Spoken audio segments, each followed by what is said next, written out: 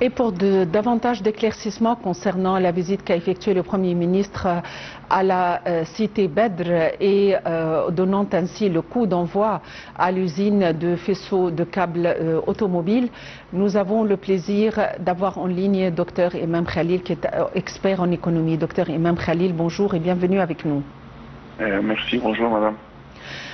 En fait, le Premier ministre a donné le coup d'envoi pour l'inauguration de l'usine italienne Lioni et donc on aimerait jeter la lumière tout d'abord sur l'intérêt à partir de la perspective économique et de l'importance de cette usine et de cette industrie qui va commencer.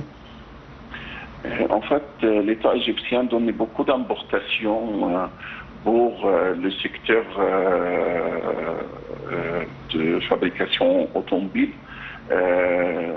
c'est-à-dire maintenant on voit des tendances de la part de beaucoup d'entreprises et des marques mondiales qui viennent installer en Égypte pour fabriquer les voitures. Et il y a une vision de 2030 d'arriver d'ici jusqu'à 2030 à une production de 360 000 voitures par an. Si on regarde l'importation des voitures cette année, il y a une forte baisse d'importation. Parce qu'il y a la fabrication de plupart des marques maintenant en Égypte.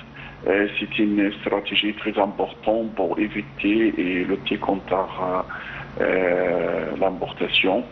Et bien sûr, on voit chaque jour l'ouverture de nouveaux usines en domaine de automobile. Afin de tout d'abord satisfaire le besoin du marché local et ensuite pour exporter. Maintenant, le taux de participation dans les plupart des pièces fabriquées, c'est pas moins de 55 et se lève à 65% de participation du parti égyptien. Donc, je crois que c'est une bonne initiative et bien sûr, il y a beaucoup de soutien de la part du gouvernement pour tous ces types de projets. Voilà.